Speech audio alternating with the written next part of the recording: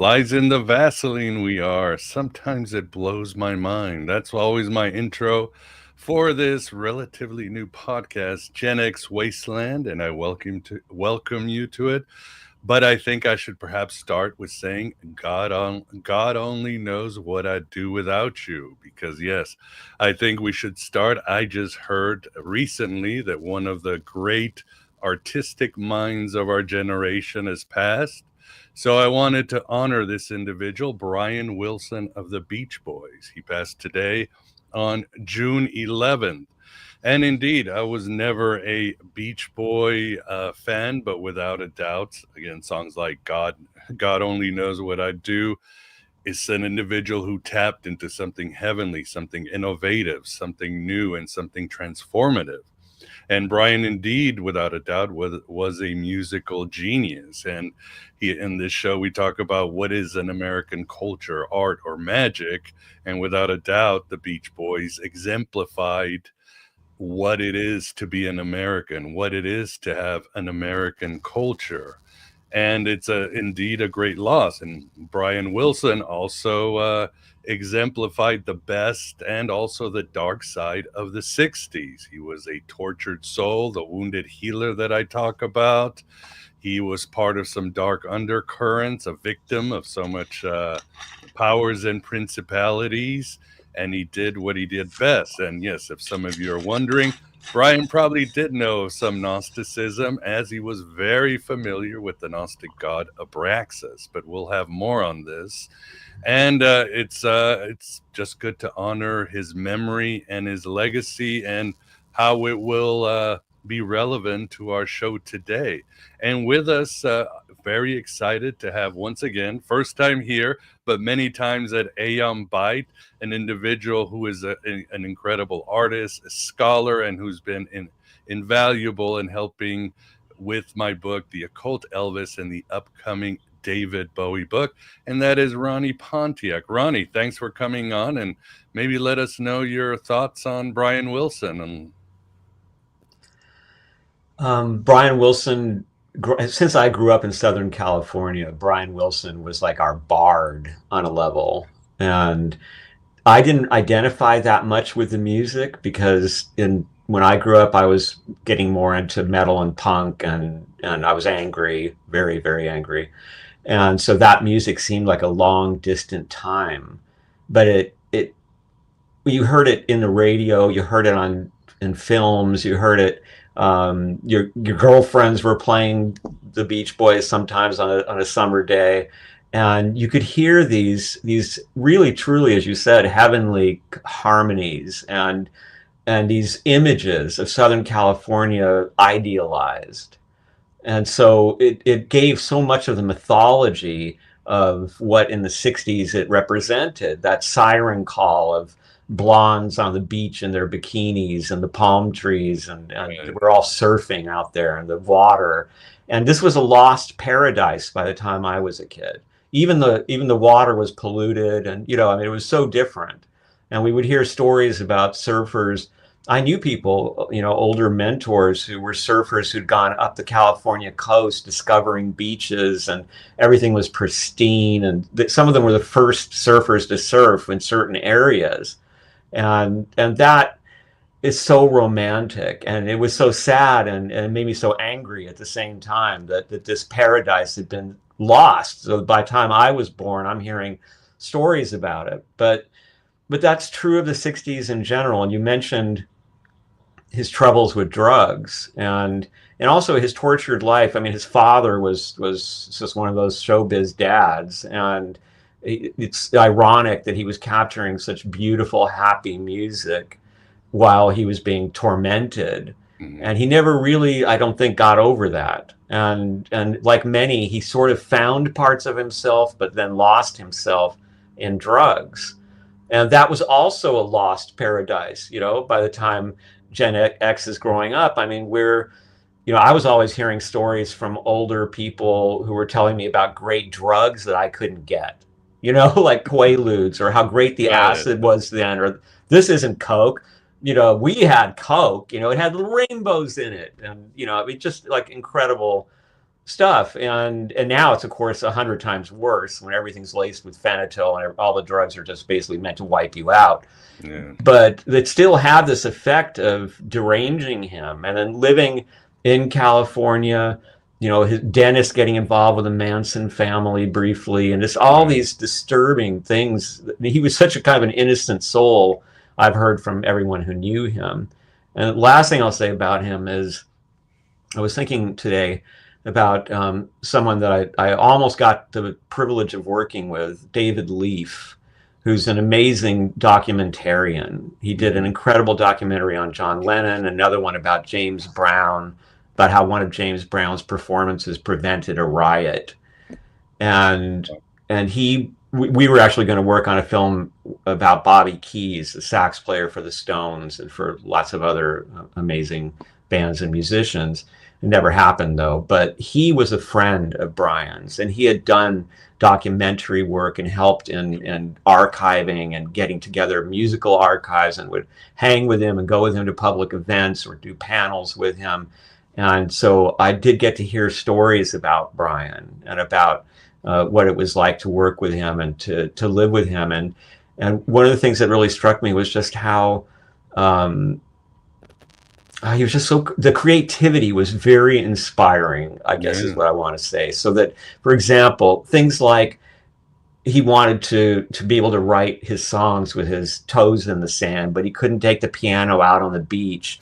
So he had like this framework built around his grand piano, and they poured beach sand in it. Yeah. So he could be right there with his feet actually on sand while he's playing out these songs, working them out on the piano.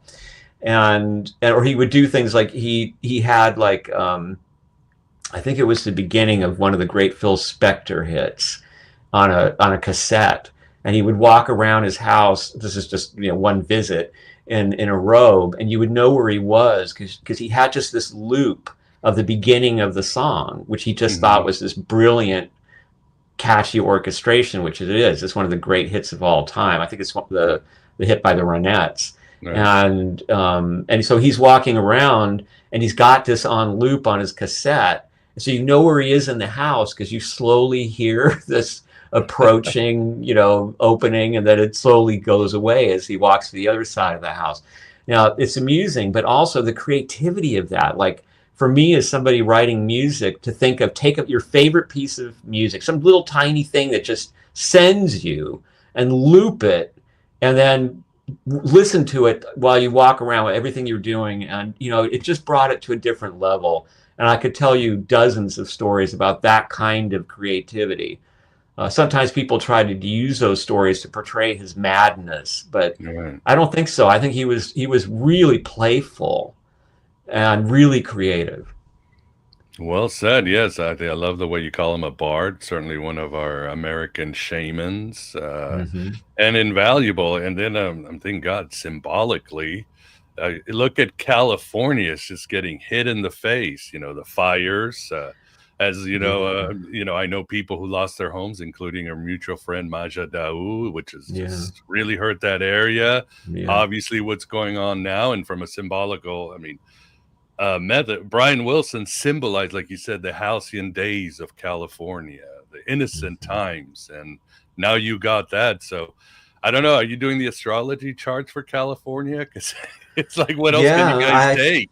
I have actually, and for Los Angeles, there's let's just say there's Pluto return, and there's a Pluto return for Los Angeles ongoing right now.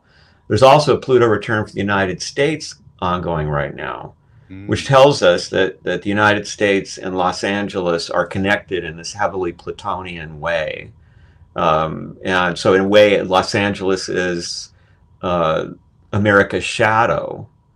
But in another way, it is the essence of America, of reinvention and creativity. And where so many, arts that are characteristically American prospered, like the music industry and like film.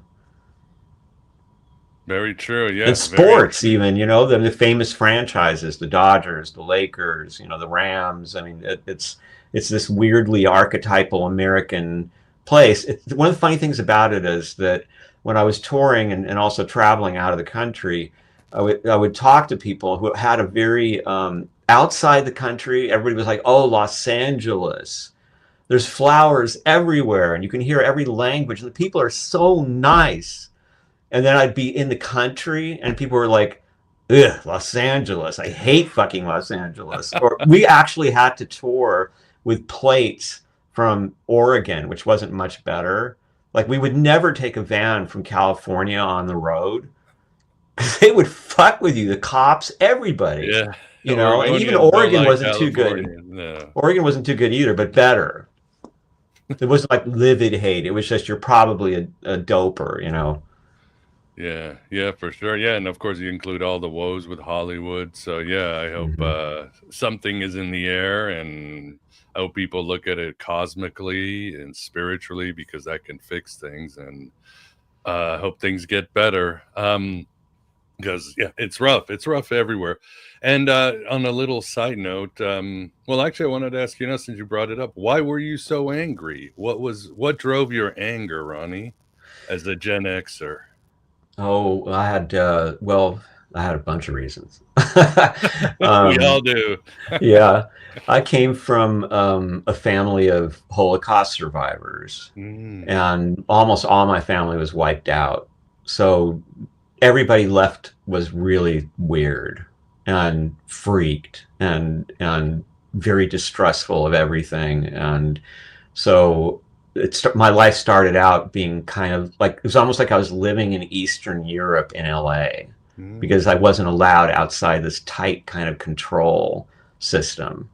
And that had repercussions in the world because, for instance, when I first got to school, I had a slight accent, which I was mm, ridiculed for because of that. I mean, I was born and raised in Los Angeles, but I was only around people who spoke with these different accents, right. French and Russian and Polish and German.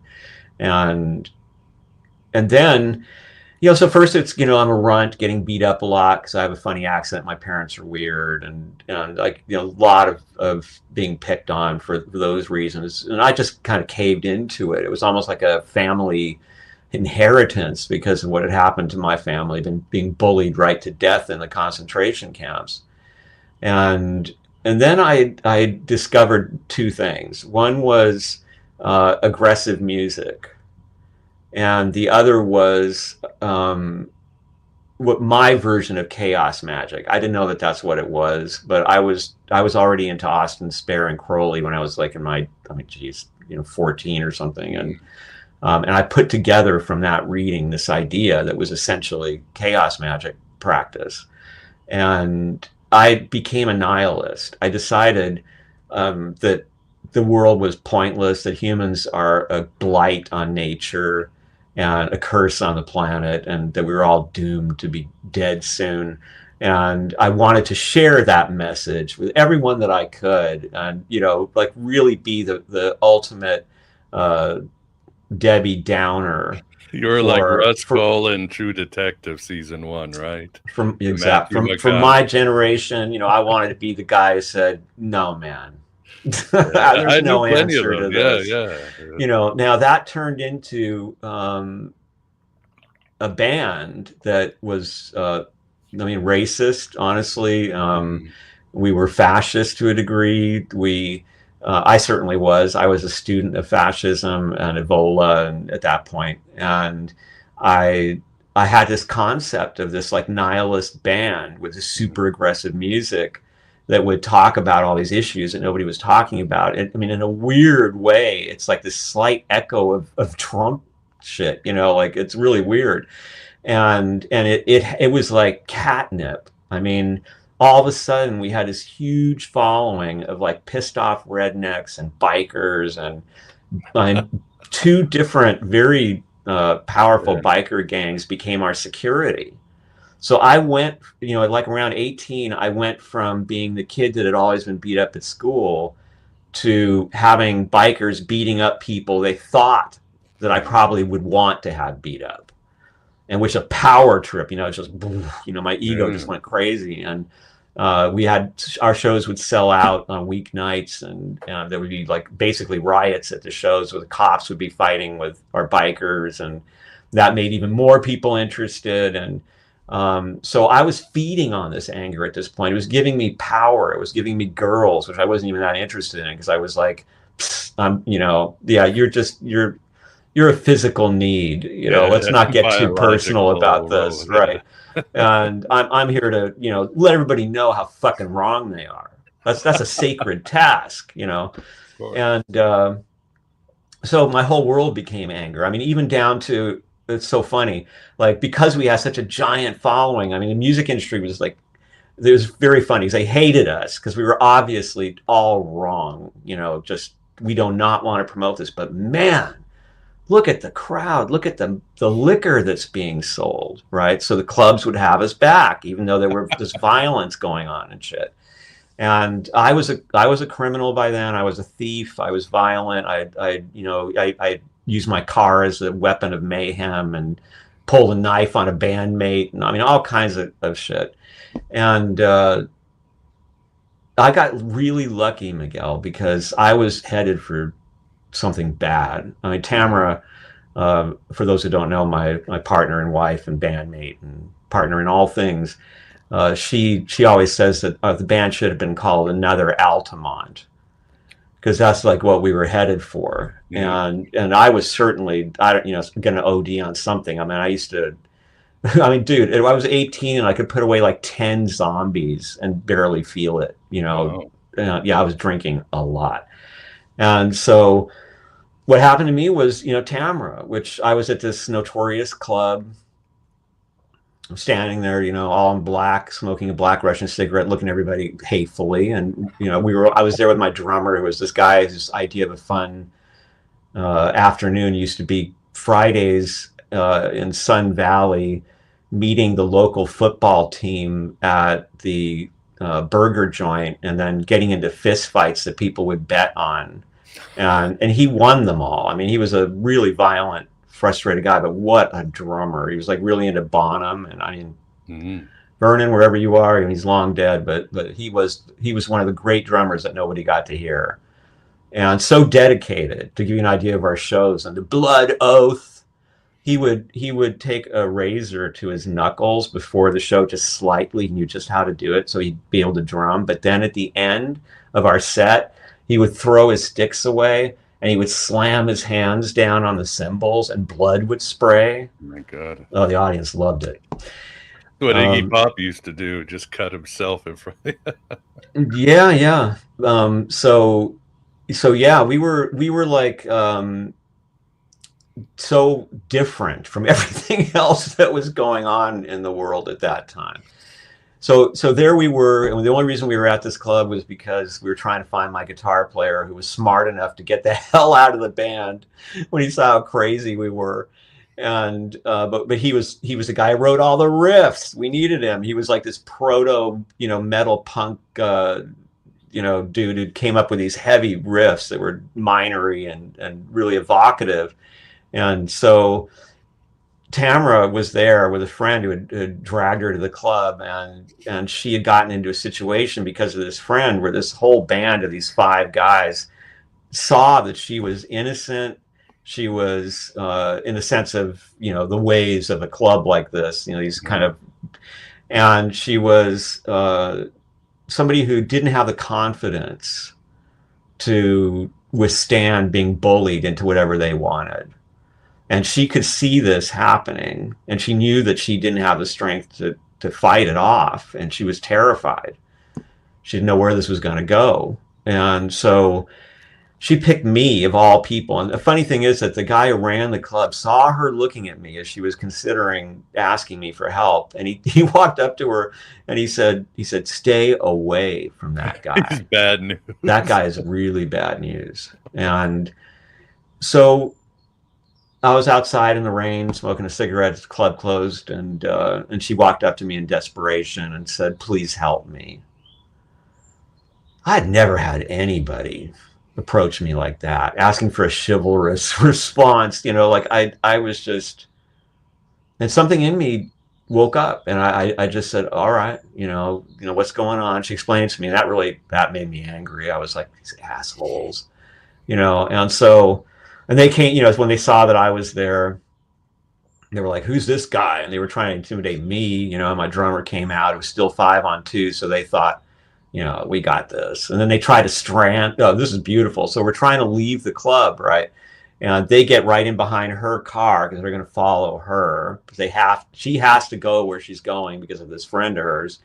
And I'm trying to get behind there. They get between us, right?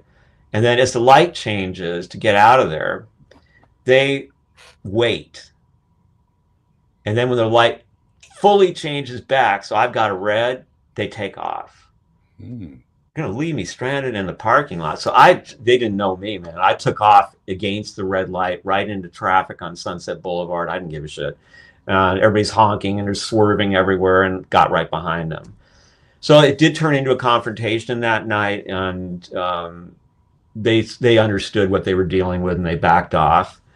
And that turned into love, like I fell in love with this girl, and she was everything I was not. She was cynical like me, but she was honest. She was ethical. She was grounded. She was like, she knew that I was really into the lie. Like, much like today's administration, I understood the power of the lie. How absolutely, it's like it gives you magic. That's why Satan is the prince of lies, because all of a sudden you can get whatever you want. You can avoid trouble. You can, if you're a good liar, man, and I got lots of advantages from it. And she, like, instantly, within a couple of weeks in the relationship, she was like, why do you do that? Like, you got to remember all those lies, and then you got to stay on top of the details, and everything gets screwed up, and you can see what happens. It always turns into a disaster, and so she civilized me in all kinds of ways. She even taught me how to take care of my teeth, how to floss and shit, 'cause I didn't know anything about any of that. And then the next thing that happened was Manly Hall, of course. Of course. And getting to work with him, and that was the ultimate, because I was still a bad person with her. Like, I tried to, okay, you're right. I'm going to shift from being a nihilist band leader and being, a beacon to racists. And now I'm going to be a drug dealer. This will be great. Except for one little problem. Anything I buy, I used up. Tale is So always time. it did not work well at all. So yeah, and then when I got around Manly Hall, that's when I learned how to be a civilized human being. I learned how to, love culture, and how to love creativity in a constructive way, and just had this beautiful revitalization and rebirth that has taken me through the rest of my life, with many experiences of wonder and miraculous and synchronicities, and doing the opposite of who I was. Playing shows in support of the Black Panthers, or doing the whole Riot Grrrl thing. Right. Yeah, thanks for sharing a wonderful story. And yeah, it makes sense. I don't know if it makes sense, but about the anger, because obviously, science has told us trauma is epigenetic, and they've done studies, Ronnie. Yeah. Descendants of Holocaust survivors have really bad health and prone to mental health breakdowns and all Sure. that. And obviously, we're looking, our generation, all the trauma from World War II, the Great Depression is coming down, the insanity of the 60s. And of course, we're living in the 70s and 80s, where why not be nihilistic? I'm sure you were like me. You look out the window and say, is today the day that the nuclear bombs are going to rain down upon us? What's the point of going to college when...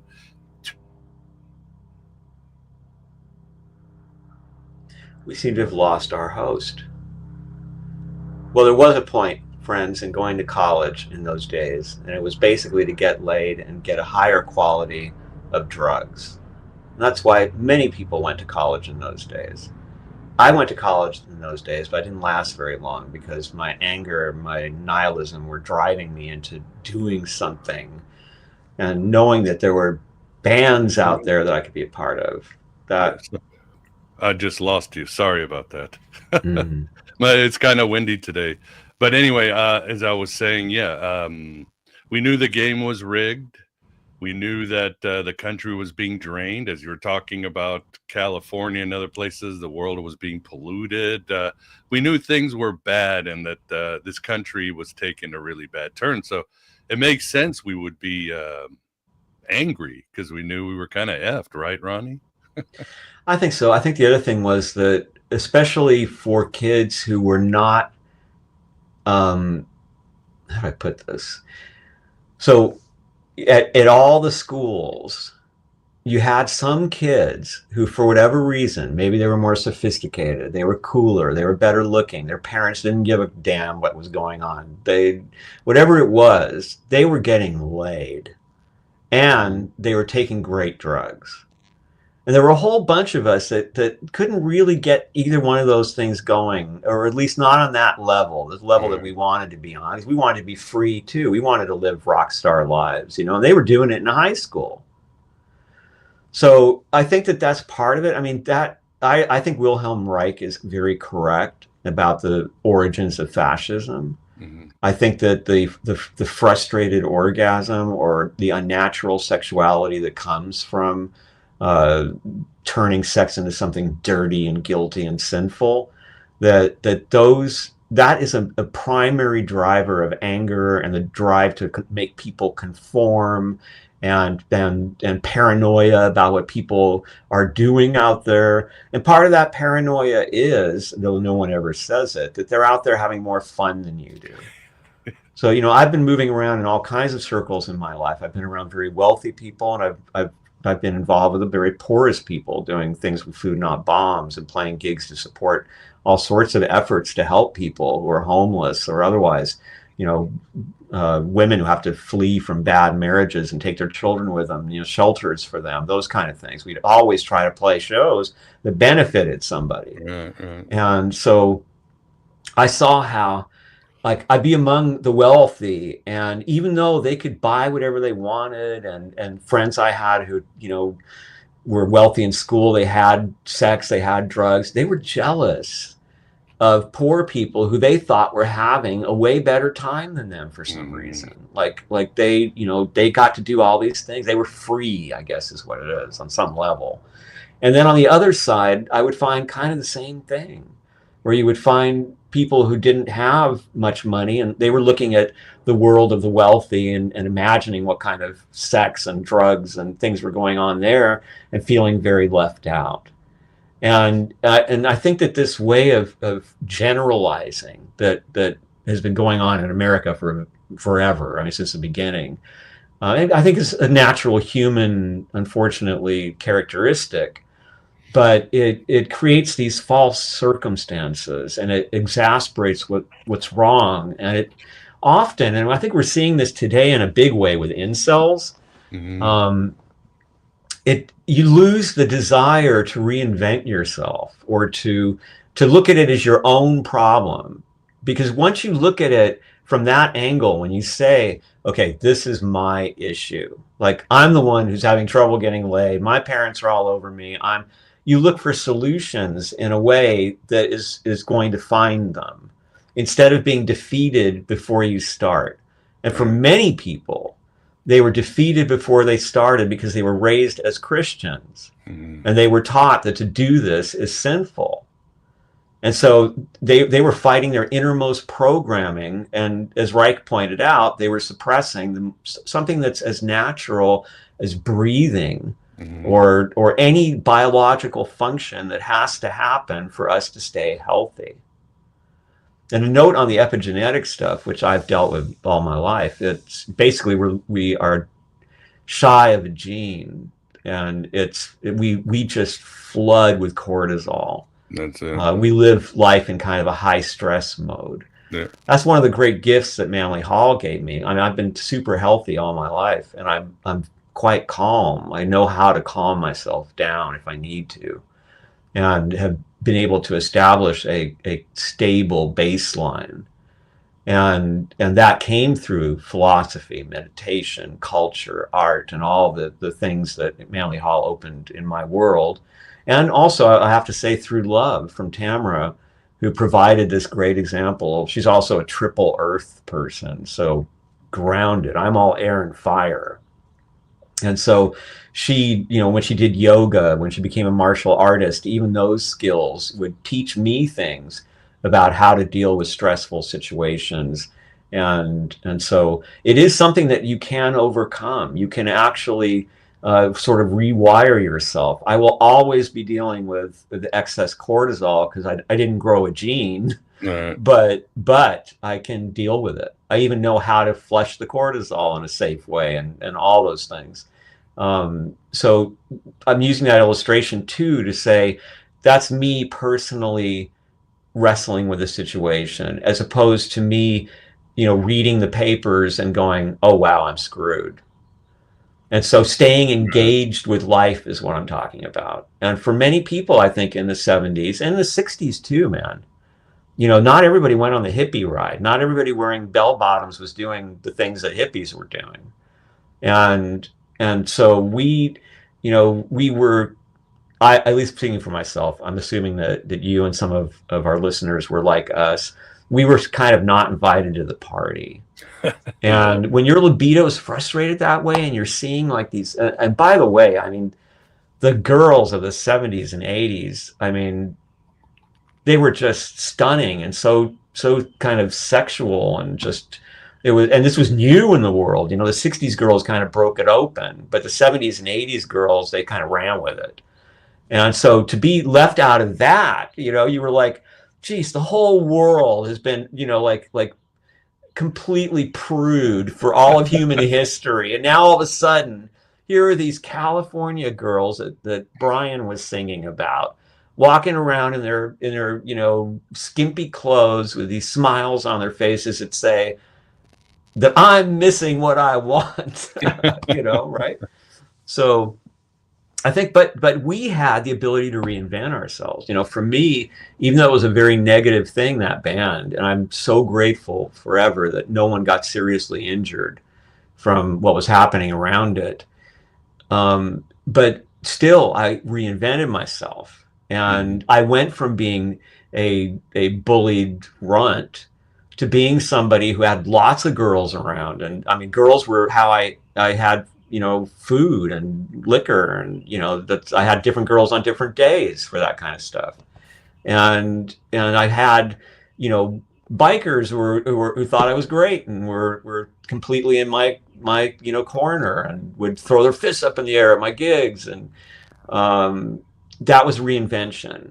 And maybe I look at that and I say, yeah, but if you weren't that guy, Tamara wouldn't have walked up to you because you wouldn't have been so scary. There's somebody that she thought could actually help her. Right.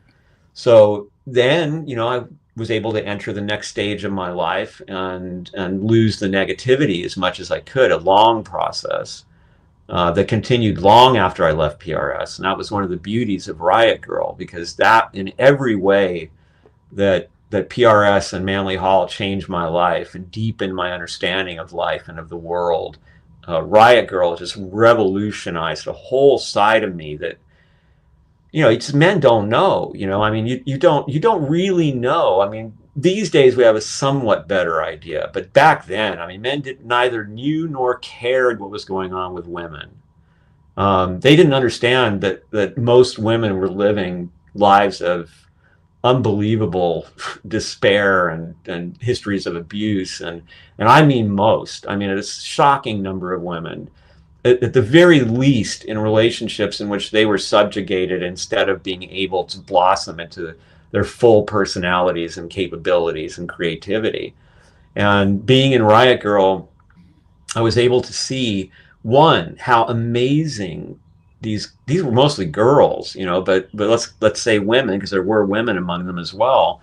How they would get together and create. I mean, in a matter of just almost nothing, in the twinkling of an eye, there were record labels, new venues, zines that went around the world and changed the world. I mean, Tamara did a zine that thousands of copies went out all over the world and got written about in New York Magazine and all kinds of things. And the way they worked together to create shows and to create scenes and to make bands. And it was so different from my experience as a male musician and the competitiveness and the undermining and all kinds of things that happened and do happen in most music scenes. That demonstration of what women are capable of when they're left to do their own thing, make their own shows, everything. I mean, this is all outside corporate, established, all outside that, all indie DIY. Makes me, I'm hungry for female leadership because I've seen what it can do. The level of higher compassion and cooperation and getting right out there, and men settle things by having lawn fights, but the underlying issues continue. Women all get together and they talk it out and they figure out where it's going next. At least that was my experience. But the other thing that I learned by reading these zines, listening to these songs, by being invited and sometimes forced, not exaggerating, to attend like workshops on rape and abuse at Riot Grrrl conventions, and hearing, having a circle of 100, 200 people, women, sitting there, and then going down the line telling these stories about things that happened to them, and then experiencing myself, like, I happen to resemble somebody had suffered abuse from much earlier in life at a Riot Grrrl convention, and this girl freaked out and like started saying shit about me, that not that I was the guy that had done it, but that I was some kind of a bad person and I was a danger. I was here getting my rocks off, listening to the girls talk about being raped, and things like that. And I understood what was happening, that she was literally going through this stress reaction, being triggered by seeing someone in this sensitive place that reminded her of someone that had done great damage to her. And I felt so first bad about my own actions, because I knew, what a dick I had been for much of my life, and still was in some ways at that point. But I also I still am. I'm kind of pissed at men, it's like, get the fuck up, stop, dragging your knuckles. Like, listen, Eliphas Levi said, if you prefer Eliphas Levi, there's so many pronunciations, I'm not hung up on pronunciations. I do my best. He wrote a long time ago, late 19th century, in 1860s or so, that the genders are like an electrical current. And when they're out of balance, disaster is the only possible result. And human history so far is a disaster for the most part. We don't even know what it's like when women truly have equality with men. And we have very many men right now fighting against that idea and trying to convince women that they're not biologically suited for that. But from my experience, which is lots of collaboration with brilliant women, even Manly Hall said that there's no higher calling than helping a woman achieve her mission, if her spiritual mission. And that's been my experience of it. I mean, it's a new energy in the world, a new way of seeing things, and I think it's going to be a beautiful world once we're able to integrate this. And we get out of this misogynistic cycle that not only brings down women and deprives humanity of a significant percentage of what would be discoveries and great creativity and breakthroughs in diplomacy, but it also fucks up a lot of men who, in their misogyny, they lose themselves and they lose their ability to be the best version of themselves, to accomplish the mission that they came here to do, because we're all here to do something. Well said indeed, sir. Well said indeed, and it makes sense. And but what about the idea of fascism? Because again, you were talking about how you were into it. I went into Marx. That was the other side. Right. So you went the other way, yeah. Yeah, but then of course, you damn red. Yeah, exactly. Well, it was romantic, Che Guevara. Oh yeah, all that much nonsense. better. Yeah. You were not as angry. See, it's my theory that the really angry ones go to the fascism, because it's only fascism is dark and deadly enough. Yeah. I mean, these days Um, I'm pretty much an anarchist. I'm like John Lennon or Elvis or Bowie I'm done with the system. I can't well, participate. isms, all the Yeah, isms that's it. I'm are, done with it. yeah, I Everything's agree. on a case by case basis, and I don't have to participate. That is a choice. You Yes, of don't have to course. participate. You don't No, have to have an opinion. You don't have to no, say you don't. anything if you don't want to. But let's talk about fascism for a minute. Yeah. Um, Why is it first, so? Why is it so alluring? I mean, we know historically why, right? The Great Depression, the rise of the Reds, the financial collapse. It was a reaction to things happening in the world. But later on, I mean, again, Bowie, like you, embraced fascism, and and we can tell why. Beyond the cocaine, was England was in a lot of turmoil, Mhm. and fascism was an idea that brought order to people. When people's lives are out of order, we want order, we want security. And fascism kind of solves that problem. Or as Mitch Horowitz says, yeah, but you also have to include great taste in music and style. You got to give it to the fascists, Ronnie, Well, right? that's the here's a funny story. So in my family, the survivors, which were just a small handful, would sometimes tell stories, of course, about what had happened, and they're all horror stories, of course. But here's a kind of humorous side note, one that's not quite so horrifying. Mhm. One time, since my father was interested in fashion, and he'd been working his whole life in the fashion industry. They talked about fashion, the fashion of fascism, and it was the weirdest experience for me to hear this conversation, because it went something like this. Well, you know, the thing about the Germans was, when they arrived, the Nazis were so well dressed. Oh, yes, they were sharp dressers. Oh, their uniforms were beautiful. And they were so polite. They were very polite. They were very direct. They didn't tell us, we're taking you away to death camps. They told us, we're Mhm. taking you away somewhere where you'll be safe, where you can Right. live your lives and not have to deal with the kind of terrible things that have been happening that we're causing, but we won't say that. And even when they were, they didn't just, most of them, they didn't just come out and rape women, like the Russians, who would rape anything Right. that was The moving Red when they Army came was in. brutal, yeah. They would give you candy, and they'd kind of, have a date in a sense, and try and hang out with you a little bit. And so in a way, they seemed so much more civilized, even though they were killing all of us.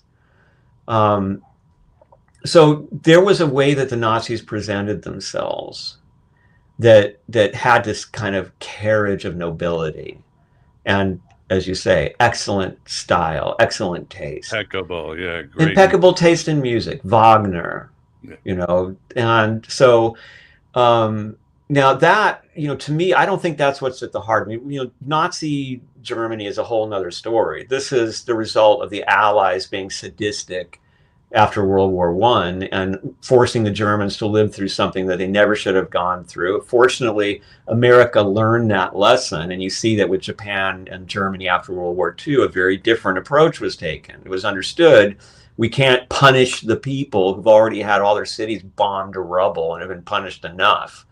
And that still didn't stop. I mean, I always remember a story that Holly Woodlawn told Tamara and I. She was a friend of ours. This is the Warhol superstar drag queen, Mhm. who was in some films and such. And she said she knew Nico. And she told us that Nico was a terrible racist. And she said, but that was because when Nico was a small girl, she was raped by a black soldier, an American soldier, during World War II. So she had grown up with this hatred and Right. fear of black men.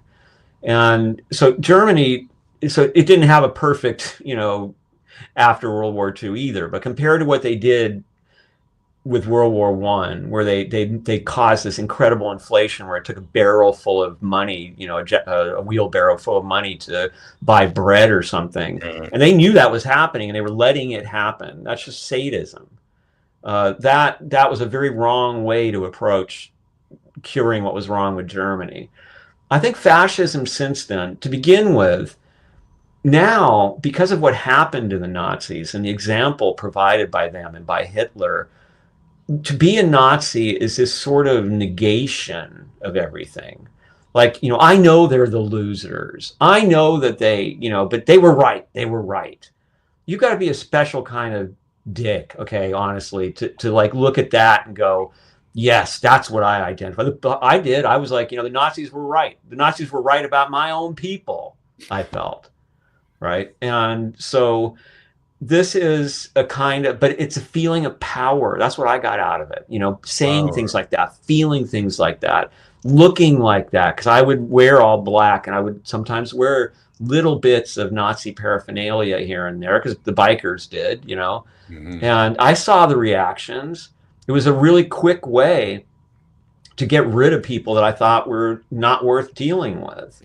Same thing with, we're a symbol of Satanism. We're the Baphomet or the Right. upside down pentagram. And next time a Scientologist walks up to you on Hollywood Boulevard and sees that, he'll shut up. Or at least at one time, that was enough to shut them up, as I learned myself. Yeah.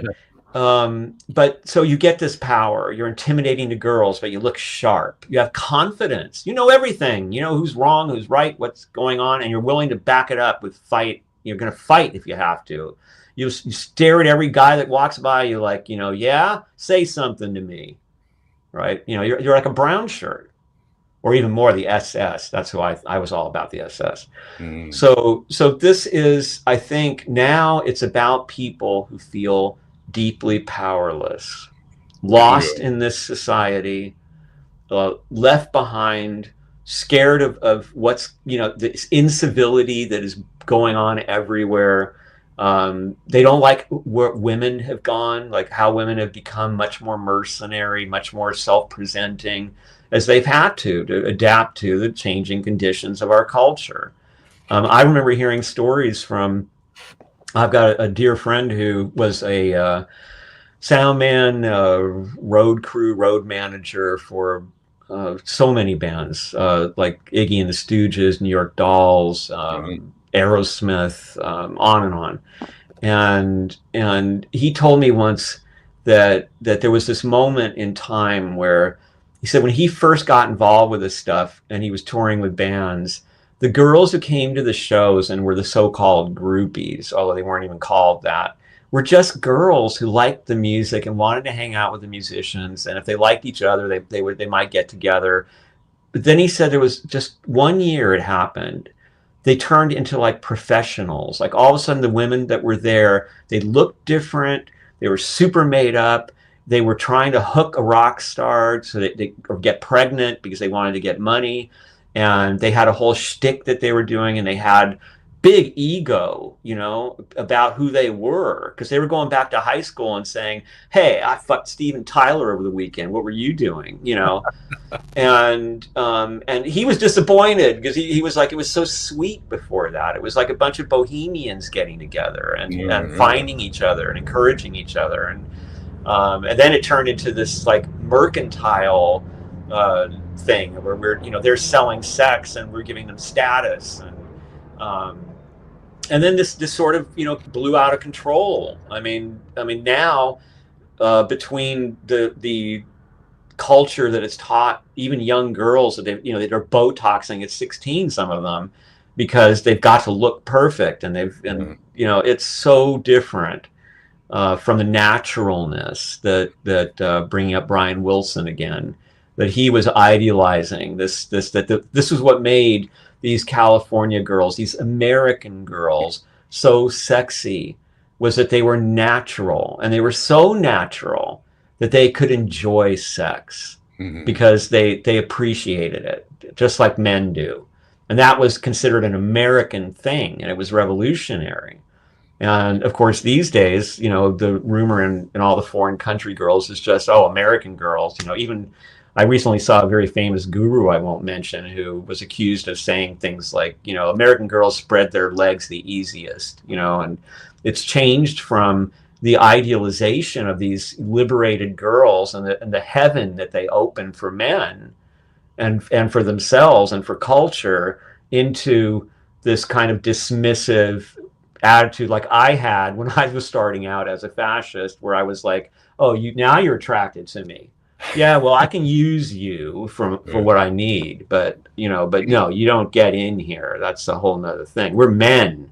We're doing fascist men stuff, and so I think that's is so part of what's driving fascism today. I think is there is a definite fear among Caucasians because of this, the growing power of minorities and the numbers, the statistics. White people are not reproducing on the level that would have to happen to keep up, and there's a feeling of we're losing control of the culture.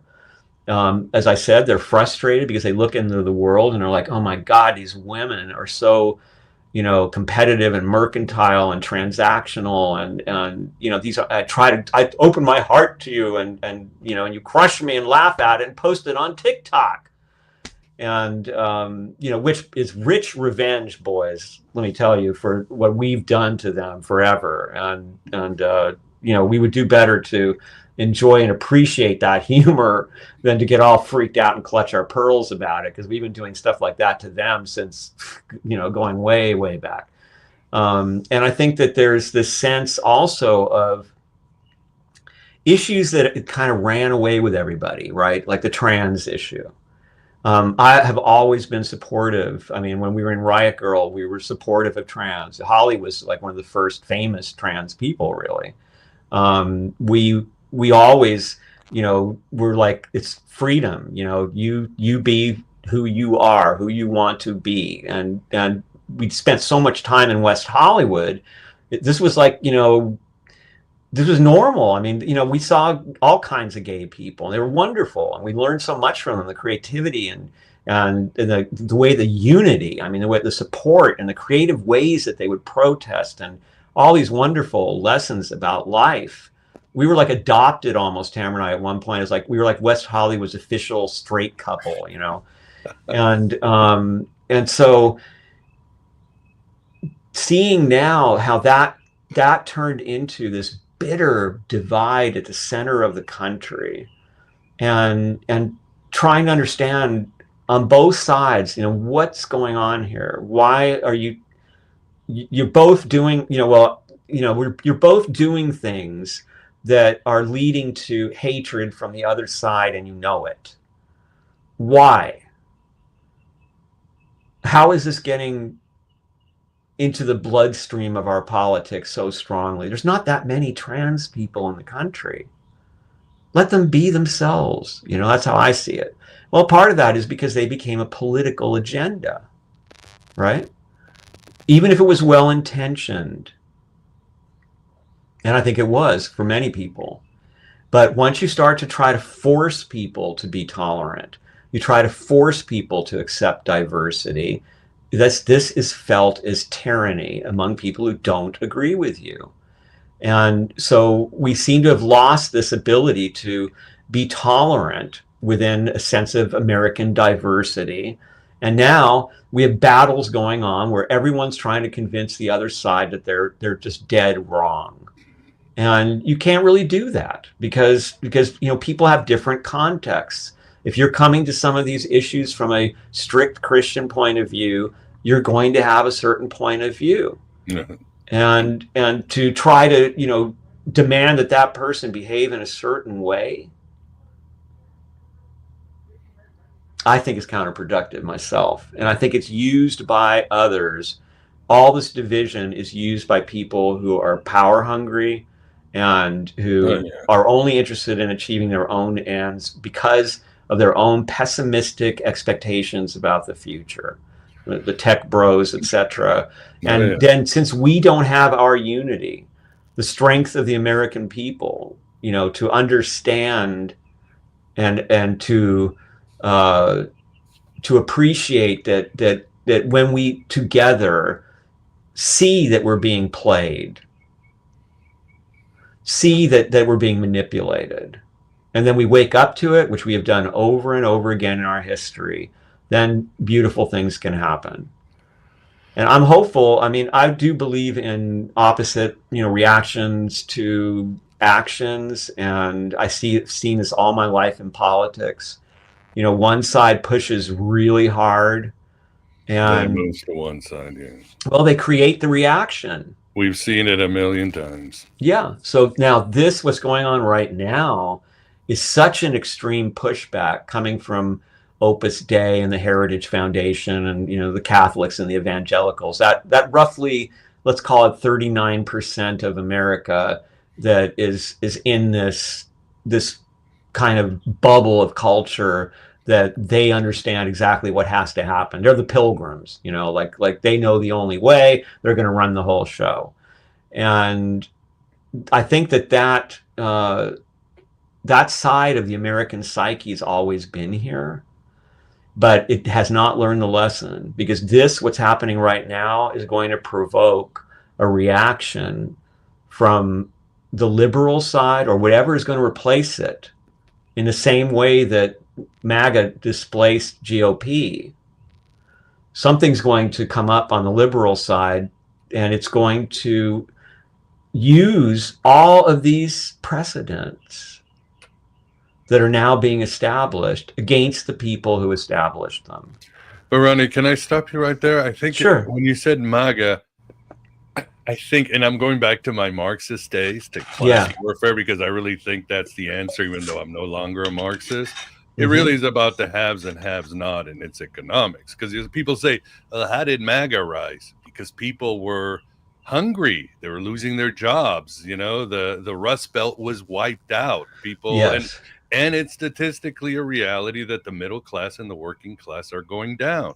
It's a statistical reality that Hispanic and Black men are leaning to the right, not because they're bad, but because they're hungry. They don't see a future. The economies are being destroyed. If you can't put food on the table, if you don't see a future, I mean, we talk about Nazism, but look at Italian fascism. Mussolini offered a glorious past and a wonderful future, which is what people wanted. And here's a statistic.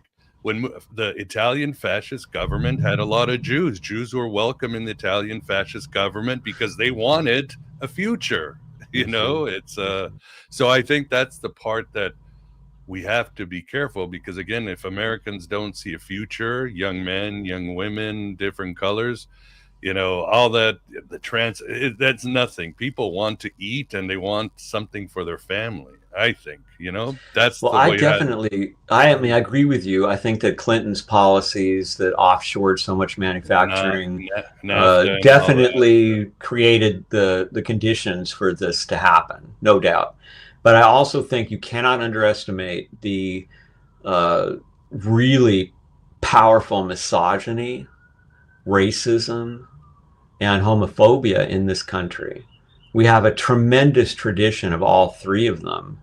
It's everywhere. I mean, listen, when I was in Riot Grrrl bands, we used to have Nazi punks would show up at Riot Grrrl shows in order to break everything up. They, try and break our equipment and beat up the girls, even because they don't want girls to get up on stage and talk about what their lives are like. That's not acceptable. Neo-Nazis have been part of the music industry like forever, and the biker culture and the prison. Yeah, I know. So there's dealt with them. Yeah, so there is a section of America where there is a very strict diet. It's very out front today, Miguel. I mean, they're saying, there's even people saying, like Yarvin and others, that women shouldn't even have the vote, right? We should go back to that, to taking away suffrage.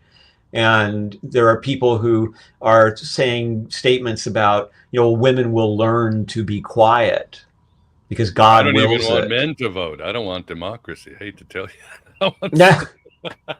Well, the danger with that is when we surrender our power in a democracy, then we do open the way for tyranny. I mean, Plato pointed out long ago that the natural, unfortunate lifespan of a democracy is to die into tyranny. And part of the reason it dies into tyranny is we lose faith in democracy, because it's so abused and manipulated that we feel that it doesn't mean anything when we get involved in it. But as we see from studying American history, there have been times in American history where the people get together and they take back power or they prevent power from being taken from us. Because it's as bad as it is right now, as bad as the economy is, as bad as it is for the middle class and for poor people, it's nothing compared to what Yarvin and Thiel and Musk have in mind. This is a whole nother conversation, but they don't have sympathy. I mean, that phrase non-character player is something to pay attention to, because it means that you're subhuman. And when you're subhuman, they don't care where they herd you. It's like what they did to my family. They herded them into the trains, they herded them into the camps. My dad was a child he was a slave in a munitions factory when he was like 10 years old. I mean, literally a slave, and then marched back to the camp. And so that is a possibility in all societies. And when societies are deeply divided and we lose touch with what we have in common, and this to me is the saddest part of it. One of the great things that Tamara brought to the table as the front person for our band was her ability to flip hecklers and even enemies. Like, she just had a way of joking with people that would, and a way with American, I don't know, language and thinking that would really get to these people. I guess because she was raised by a Marine sergeant or something, so she gets it, and so she'd always find common ground. And I've often found that I used to make a point, for example, about talking to Nazi punks and trying to really understand where they were coming from, what motivated them, and letting them know what had happened to me. And one of the things that I noticed about them was we had so much in common. Like, there were so many things that we cared about and that we liked outside our politics that we could have been pals if it weren't for this ridiculous ideology that was ruining their lives. And so when I look around now, I see the same thing, because there'll be people who will troll Tamara or I because of our viewpoints, and they're coming from a very MAGA type worldview. And then if you start going into their taste in music, I'll give you another example. Like, we do a really good cover of Night Prowler by AC/DC. Tamara used that song as a kind of psychodrama about something that had happened to her when she was almost murdered. And so she sang the song as hunting the person who'd almost murdered her. Like, this was, and it's really powerful. And we've had it happen where, people will be like, I've had somebody say to me, Ronnie, I love your metaphysical stuff, but your position on politics is embarrassing. It makes me cringe. Please educate yourself. But you know what? You guys do a mean cover of Night Prowler, man. Well, so what? So there's all these kind of reasons for unity, and I think we need to be focusing on that. We need to be finding unity where there is only division now. That's the greatest hope I think that we have. And the other thing is, I mean, this is all about the kids right now. And I can tell you from what I've heard from others and from my own experience, they're not listening. Okay. So like when very experienced protesters, I mean, John Trudell taught me about protest and about this great native indigenous American activist. I know a lot about the history and the techniques and all that. And you try to share it, they're looking at you like, shut up. Like, you are why this world sucks so bad. Like, every generation before us sucked, right? And so we're gonna have to figure out this mess. Now, these are Pluto and Sagittarius kids right now who are in the midst of all this. What does that tell you? One, that's why they've been kind of easygoing so far. You know how Sagittarians are. Like, you can even fuck around with a Sagittarian for, they'll be like, leave me alone. They'll go over and do something else. And they just want to do what they want to do, have a good time, feel free. And they can find that feeling of freedom in ways that may not even be that free. Like in my own room with my own music and with my social media and forums. But there will be a day when they will show the world what that Pluto and Sagittarius means at its core, which is I'm willing to die, Pluto, for freedom, Sagittarius. And so I hope, because Sagittarius is a naturally philosophical sign, that they are studying what everybody else did, and that they will come up with something brilliant, some brilliant approaches to helping make this a better world for them. I have no doubt that over the next 20 years, about 18 years, while Pluto's in Aquarius, that's going to happen. And this is not, Pluto in Aquarius is not a good time to be pushing autocracy. Pluto in Aquarius was the American Revolution, the Haitian Revolution, the French Revolution. Right. I mean, the people rise and demand freedom when Pluto's in Aquarius. Aquarius is about diversity, equality. All the things that are being demonized currently are exactly what Aquarius is about. So we're going to see a big turnaround. I don't know when it happens, sooner or later in this next couple of decades. It's going to be very different when we look back to these days. And we will be saying, you know what caused this? That did. When they went into LA, when they started dragging people out of their homes and leaving children in the street, taking their mothers away, when they started to demonize everybody and bring back torture, because we need to be able to torture people. And people just, they took everything that could be given in this kind of let's hurry back to the 1800s kind of an approach to life. And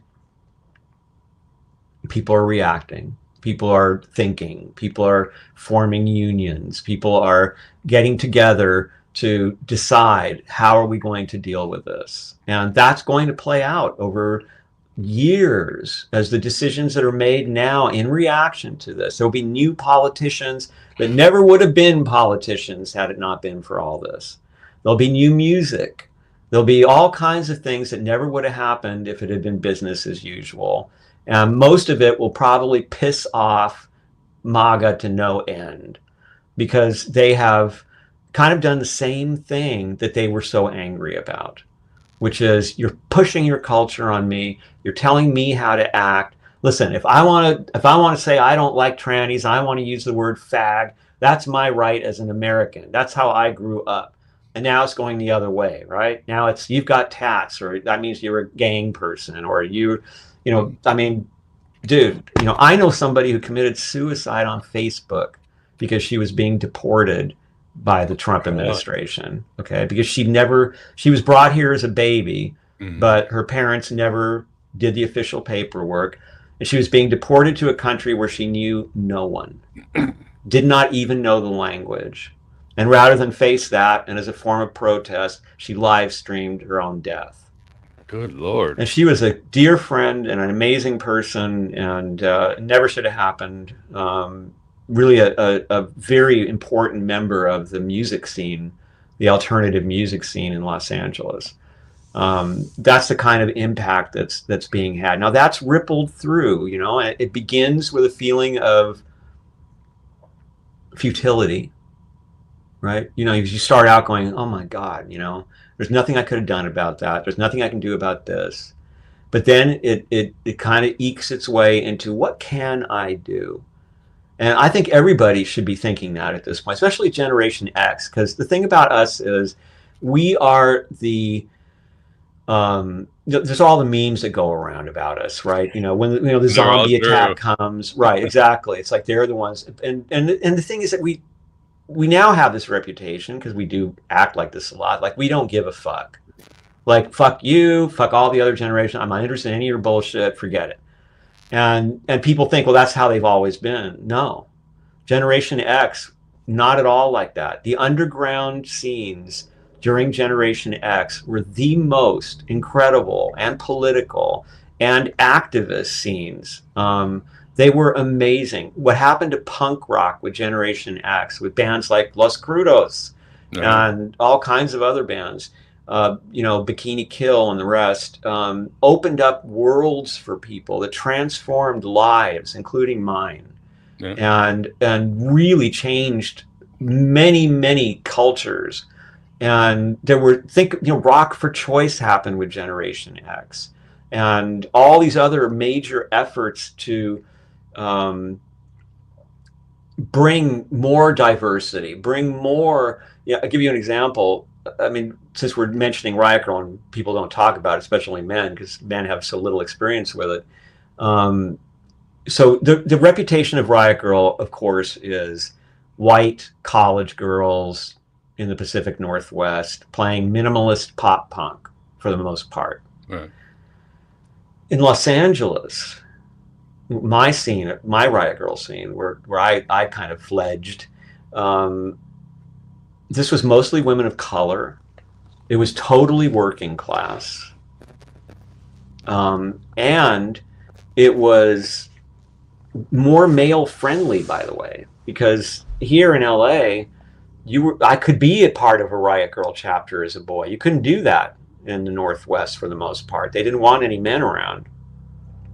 We also played much heavier music down here. All the bands, like there's this one band, Sarcastic Bitch, or actually the Sarcastic Bitch, one of my favorite Southern California Riot Grrrl bands. They used to get into sarcastic fights on stage all the time. You never knew if it was theater or they really were. But they would play their songs. They had these great, very aggressive punk songs. But then once in a while they would do a set of Black Sabbath songs. Wow. Right. Or they knew all their singer, Wendy, knew all, well, they were all singers kind of, but Wendy knew how to play all the big hits from Death Row Records, all the hip hop stuff on an acoustic, and she knew all the lyrics. So in LA, it was very different than it was everywhere else. Now, isn't it funny that the LA scene has basically been written out of the history? Like none of the history books or documentaries about Riot Grrrl in general cover LA. Even though it's this great example of, wait a minute now, it wasn't all just whitey, it wasn't all just college age privileged people. It was also happening amongst working class people of color. And I hope someday somebody will notice that it happened here and it could be an inspiration to others. And that scene got involved with the anarcho-punk scene in Orange County, in Santa Ana, really. And that scene got involved with the Black Panthers. And so we would have these amazing shows where we would have a Black Panther rapper and a great anarcho-punk band. We usually represented the Riot Grrrl bands. And that scene was so incredible, Miguel. It was like they were all crusty anarcho-punks, you know, animal vivisection patches and, you know, all that stuff. Conflict kind of and yeah, and so now here's a funny view on this. So when Tamara, who has long blonde hair and who refused to cut it because though you would never know it looking at her, she had Cherokee ancestors and she's very particular about wearing her hair that way. And our drummer was also blonde with kind of long hair. That did not go over in Riot Grrrl. Like they got a lot of shit for that. It was like, you know, why don't you cut your hair? You know, you look like you're trying to look attractive to men when you wear your hair like that, and all these weird kind of, I think, extremist viewpoints. Tamara, you know, I mean, she just kept being Tamara, and there were many more people who supported her and understood what she was doing. And I have to say that the leaders of the movement, the great bands like Team Dresch and Bikini Kill and Slater Kinney, were always 100% helpful and supportive to us. It was only, you know, followers who were trying to be zealots about what they believed. But in anarcho-punk, one of our very first gigs down there, a crusty punk, like a delegation of crusty punks, walked up to Tamara, and they said, "We just want you to know that we understand it must have taken a lot of courage for you to come play here with your hair like that, you know, and we think that's really cool." It was that kind of scene. And they would always get together. We'd have Sunday matinee shows, and when everybody would help everybody. Like at one point there was somebody tried to steal a radio from a car in the parking lot, right? So the Riot Grrrls, Black Panthers, anarcho punks, which is a scary group, let me tell you, all came running out to help, you know, like, so it was beautiful to see that kind of give and take, and they would volunteer for each other. and there was a Food Not Bombs kitchen right there in the venue. So we'd all do time making soup, and then we go feed homeless people and people who were living, day to day in the park locally. And those scenes were Generation X scenes. Food Not Bombs is a Generation X thing. Very true. So I believe that sleeping inside the current, I don't even know, kind of, it's not futile. Let's call it resignation.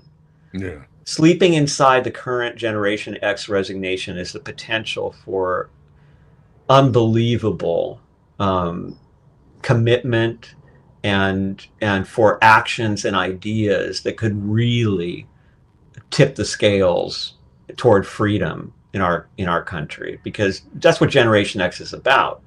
Now, we have now got a definition. I'm like this too, to a certain degree. We have a definition now of freedom that's really limited. Like, I don't get involved in this. I don't do that. I don't need to talk to them. It's like, well, maybe we don't need to wait for the zombie apocalypse, for people. Then people will come and say, "Oh, what do you do now, you guys?" Maybe we should start thinking and talking to each other about what can we do. Maybe we can do it in a way that's different, because we've spent our whole lives learning to be independent and self-sufficient, DIY.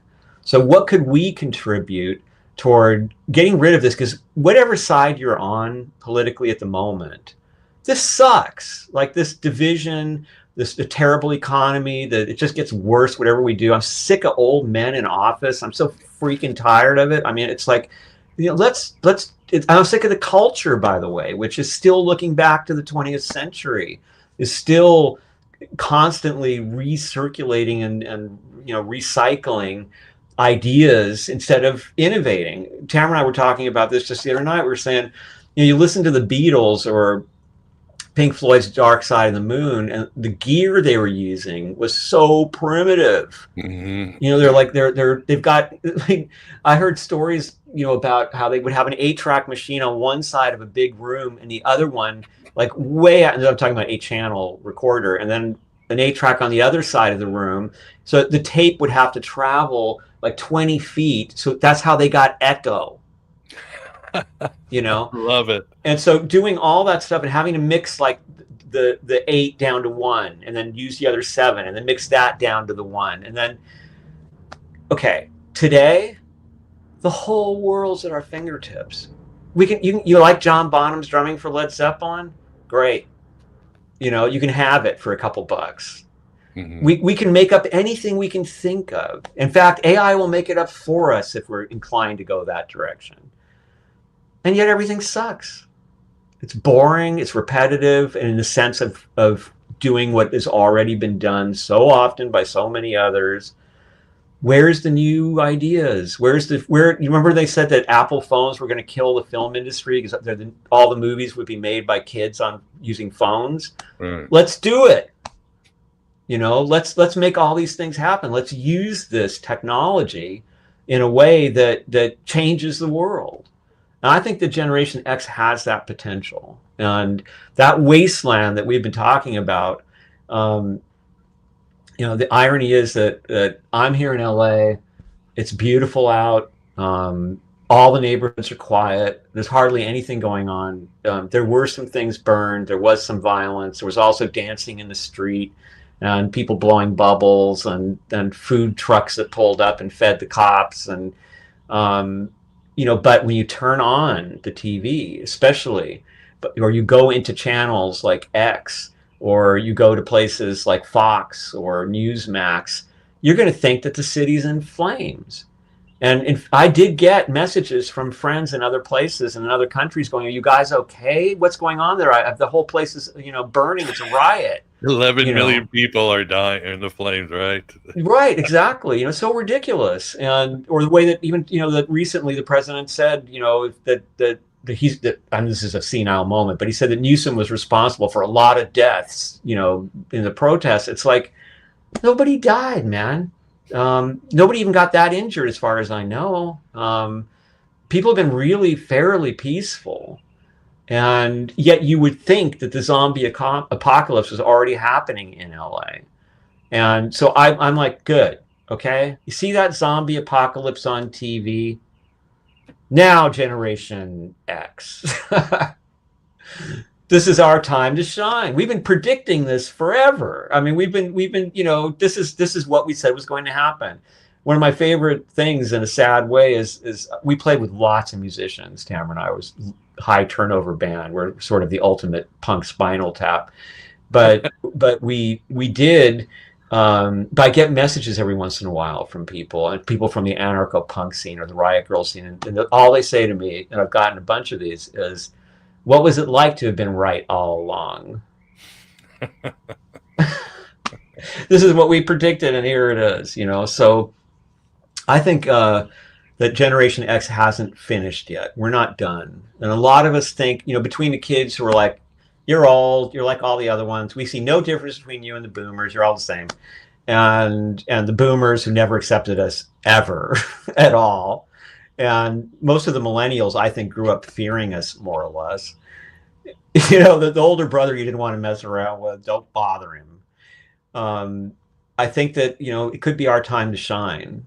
And we can do it in so many different ways. We know how to organize. We know how to be creative with nothing. We know how to, we have so many life hacks that we've learned. There's a lot that we can bring to the table, and I'm hoping and praying to see this happening, to see the Pluto and Sag kids come up with some brilliant ways to mess with what's going on, things that speak to the heart of the people, not just the same old, I'm yelling at some guy in his face, and then I throw a rock or a bottle, and then they come on, man. We've got to do better than that. We've got to use our imaginations. And above all, for those of us, since I'm talking to your crowd, who are interested in subjects like Gnosticism and the esoteric, let's test it. Let's connect inwardly. Let's become a vehicle for the higher energy. When are you going to do it if you're not going to do it now? And we can do that. We can begin by applying it in our own lives. It's like the Rosicrucian Universal Reformation. It doesn't happen because you snap your fingers or because you elect somebody. It happens because a lot of individual people have a reformation in their lives. They universally reform their own lives. They become a positive force to the people that they're around. And they amplify the messages that counteract fascism. It's so easy for fascists to get platforms these days. I mean, it's mind-blowing. They're everywhere. You see things that are boldly fascist coming off of mainstream television and all over social media. And that needs to be countered. This counter culture, I think, needs to be born. That has a different set of perspectives, and it can be funny and sarcastic, and that's our specialty, right? Deflating this kind of pretentious bullshit. And I'd like to see a lot of that. I wish there was a lot more of it going on. Amen. Amen. That's for sure. Yeah. Thanks for that wonderful speech. And yes, I agree with much of it too. Yeah, but I think we are at the end. My last question for you, Ronnie, and curiosity, you say you and Tamara read an Elvis book every summer. What book are you reading this summer, on a lighter note? Well, actually, we'll be reading your Bowie book this summer, which, since he was kind of an extension of Elvis, big time. I think it works. And of course, we're just so interested in what you've uncovered about him. He's such an interesting character. Such a wow, is he a trip, man? I mean, the way that what a chameleon. I mean, I don't know if there's ever been such a thief of style in terms of music and fashion. He was terrible stealing and taking credit for it. Yeah, exactly. And always depending on his crew, right? His musicians, or on Angie for that matter, to come up with the great ideas and give him the flavor and the style that he would use during this particular period. And now, in a way, it makes him great because he has so many different, and it inspired us, because when we discovered we weren't going to be able to keep together a solid band that was going to continue through time as the music business dissolved into nothingness, we started to look at him and going, well, then let's do different music depending on who we're playing with. Right. And that way we can still be us, and continue, but we can evolve, which is fun. And he did that so brilliantly. So we all can pick our period of Bowie, right? Like, to me, my two favorites are the Berlin Bowie doing his Eno stuff. And I think that he and Ronson were an amazing team. And those albums, as soon as Ronson hits the Man Who Sold the World album, all the way through to the end of Aladdin Sane and even Pinups, great stuff going on there musically, if you like rock and roll with an edge. And so, but then, this just like his sexuality, I'm gay, I'm bi, I'm straight, it's just like whatever. He's such a chameleon. Yeah. That's so interesting to me. But also, he was one of those people, there were two things that were almost not available anywhere in the 70s and 80s. And those are pornography, which was much harder to get before the internet. If you were a kid, you had to steal it or purloin it from your, or something. Purloin it from your neighbor or your friend. And the other is, it was very difficult to get hold of metaphysics, of alternative religion, of the esoteric. And one of the things about Bowie, and also true about Patti Smith, a handful of others, is that they would talk about this stuff. So you would pick up Cream magazine, for example, in the 70s, and wanting to read about how Bowie was screwing underage girls, and that's a whole nother awful thing about the Brits who came out here.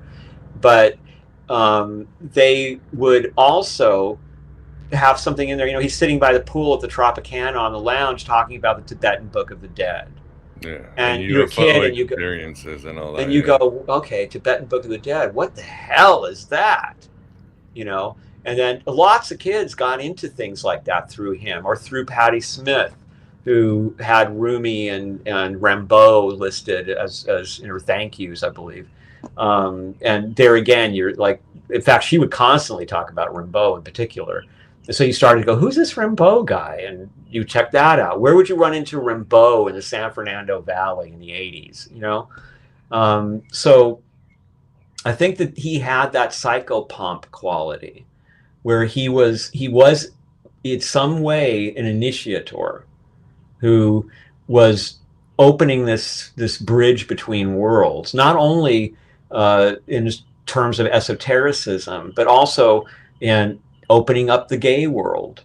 Now, Tamara grew up with a gay older brother who was also happened to be an abusive, macho, terrible person. But there were a lot of really cool gay people around him and around her world as she was growing up. I didn't know anybody gay when I was growing up.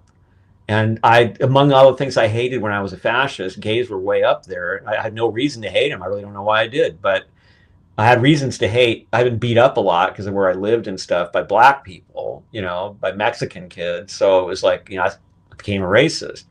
But I never got beat up by a gay guy. I don't know why I put them in there too, maybe just because that's what was done, that was part of the American way.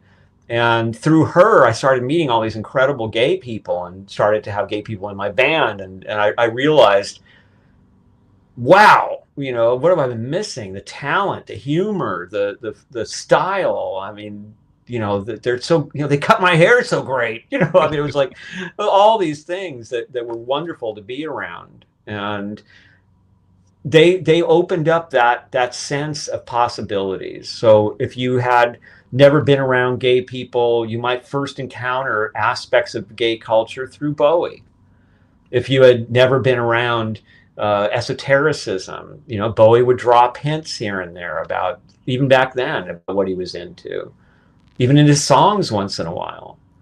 And yeah, I'm just in the early days, so I think that Elvis, Elvis, and this is a good place to end our conversation, I think, because to me, part of the magic of Elvis is that the music that he helped make so prevalent in the world, and that was the vehicle for him to unleash sexuality in America and in the world, came ultimately from Congo Square in New Orleans.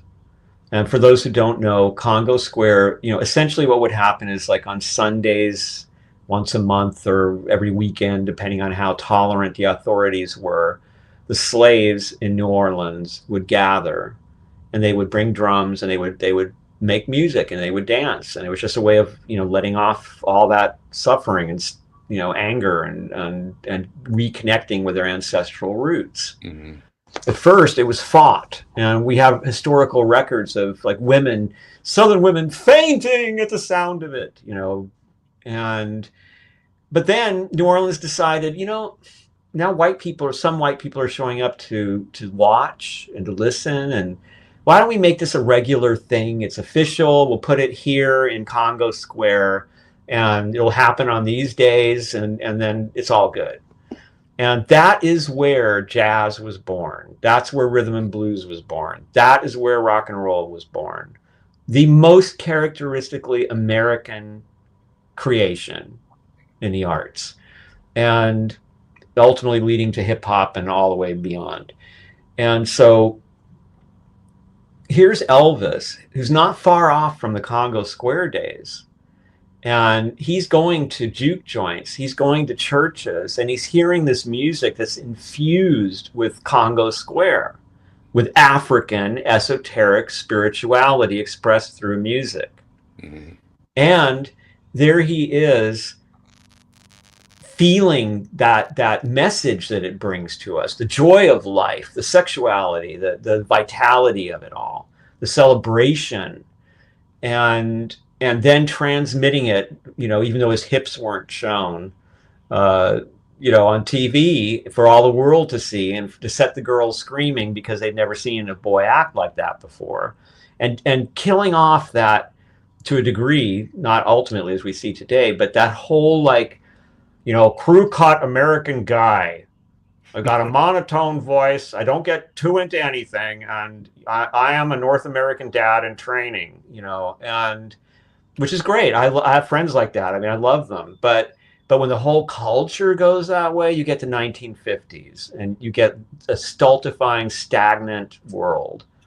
And so the result is the hippies. I don't know if you've seen the meme going around with this, the on the right, which is, what happened? The 1950s, children were so well behaved.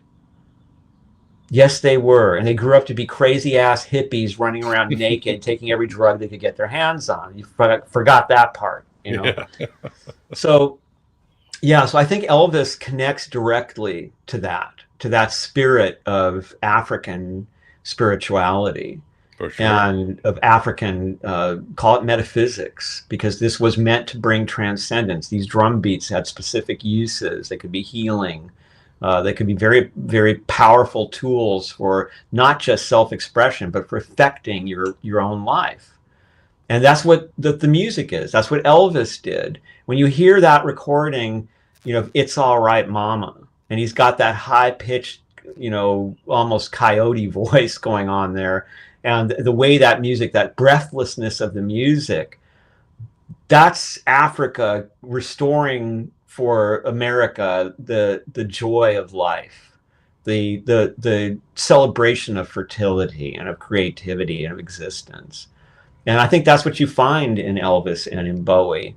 And we need a lot more of that. And Generation X might not be the ones to provide that music. But if cathartic music is needed, if we need music that satirizes what's going on and that speaks to the heart of it truthfully, or raises up our feelings of power and independence, we are capable of that. So I hope that if somebody out there who listens to this will feel motivated and not feel defeated anymore if they are, because I don't think I don't think we really finished off what we have to offer the world back then. I think that we've been percolating. We've been in a cocoon for a long time, and what we have to bring to the table could be very powerful if we can stop getting into this, I disagree with you and screw you, I won't ever talk to you again. It used to not be like that. We used to that's nothing about Generation X, man. Is people would sit around, the hippies were like that too, like sit around and just, you're wrong, and this is why talk it over till the sun rose if it had exactly. yeah, we just wow, well said. Well, thank you, Ronnie. Really appreciate your information, your gnosis of what you have to share, and I think your message will stick. And yes, for everybody, thanks for being here. And I hope we honored Brian Wilson and all those other shamans, and we can bring that energy back from Africa, from ancient times, from the imaginals. So a lot of healing, but it is possible. So Ronnie, as always, it was a pleasure talking to you. A lot of fun. Oh, thank you. Please, if anybody has any questions, really want to bitch at me, you can find me on all the platforms, just as Ronnie Pontiac. And I do have a YouTube channel where I put up videos, and I have archives of interviews that I've done. And yeah, let's do it again sometime. I think it's a great idea, by the way. I like that you're bringing attention to Generation X, and I think that's a great idea. Oh, well, thanks. Yeah, it just came to me. And again, it's fun. We can talk about all the stuff, 60s punk. Yeah, so much to talk about, so much history to learn from, so we don't repeat it. Exactly. All right, sir. Well, thank you. Thanks for those who showed up, Astrox, Mike Frank, and everybody else in the chat. And yes, we will have a show soon. And everybody take care and have a good rest of your day.